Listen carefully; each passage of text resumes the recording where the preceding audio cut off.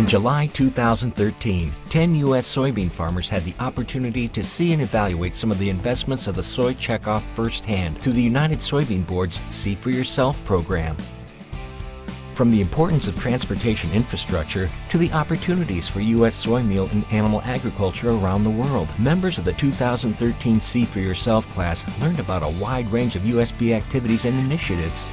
After hearing about the role of USB's Audit and Evaluation Committee, which sponsors the See for Yourself program, the group had a busy first day in St. Louis touring 4 locations related to the soy checkoff and U.S. soybean production.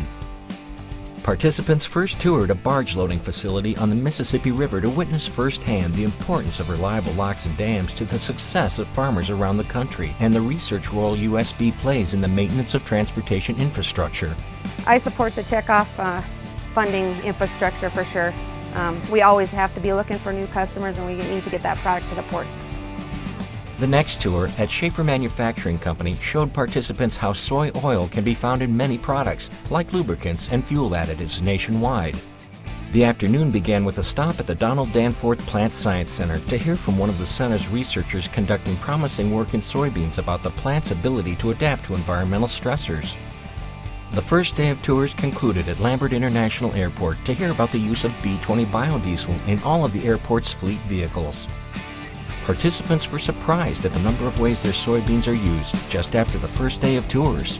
With soy checkoff dollars going into, finding out how consumers can use more soy products, and I guess it's been a unique experience for me in order to see how, the people demand or they need our soybeans.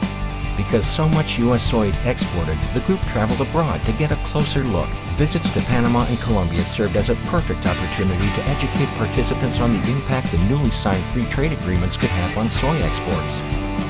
It makes me proud to know that the soy checkoff program can reach out to places this far away and make sure that we still have an opportunity to produce and take advantage of a growing market. And the network of people that they have that stretches all the way over here is amazing.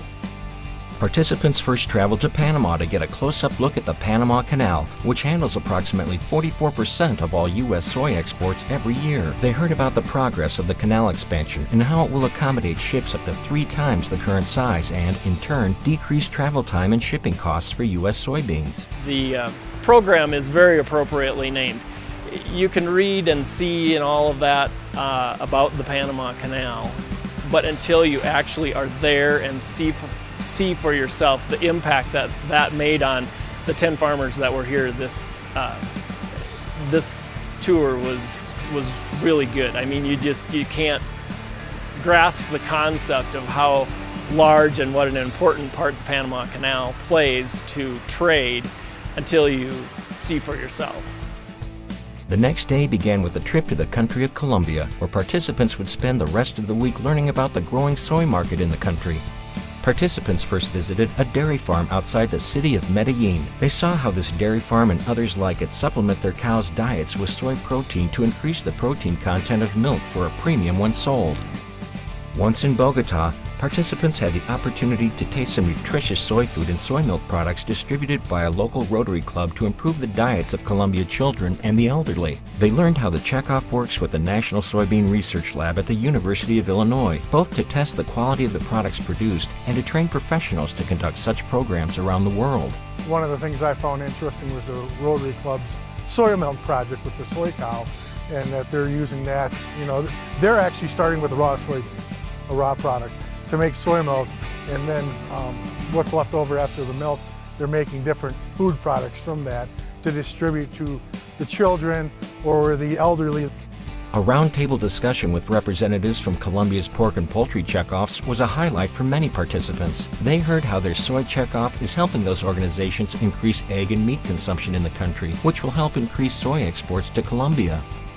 What I really took away from it is they really like having the boots on the ground people from our organization, USB down here, talking to the producers, working with them. That's what really interests me. They really want that face-to-face contact, and they really enjoyed meeting us. For the final tour, the 10 farmer participants visited a trout farm and a trout processing facility on Lake Tota in Colombia. This trout farm and others like it on the lake use soy meal as a primary protein source instead of using fish meal, which is more expensive and less sustainable. Fresh trout from the processing facility lands in the United States within 48 hours of processing. Coming from a soybean farm, we need to find all the avenues, direction to go with our soybeans. We need to find as many uses as we can for them. And I'm just truly impressed that they're actually feeding that many fish from a totally different country than ours, you know, to utilize some of these soybeans, and I was just impressed with that. By the time the week was up, the participants said they really did see the checkoff working to increase their profitability, and many said their support for the checkoff had increased. I fully back the checkoff because I believe that the funding that they have set up for Colombia is bringing back many returns. I knew what the checkoff was used to promote, but I didn't know it was used to promote in so many different countries. I didn't know that it was used to open up markets. I think that's really cool, because if without the checkoff program, we wouldn't be selling beans in Colombia. Although the program only lasted a week, the reach of See for Yourself is much greater when the participants return to their farms. Many plan to speak to their fellow farmer about the checkoff and encourage them to see for yourself in coming years. I think it's a great program to have, and you got to be a part of your industry, and it takes people to do it, so somebody has to stand up and take that role. I found this trip extremely valuable, absolutely, and I'm looking forward to talking to a lot of different people when I go back. I definitely recommend this to many friends of mine and many farmers, just for the fact that they can see where their soybeans end up and all the many uses that other people are using them for that we might not even know about. The USB is doing some really good things for American agriculture.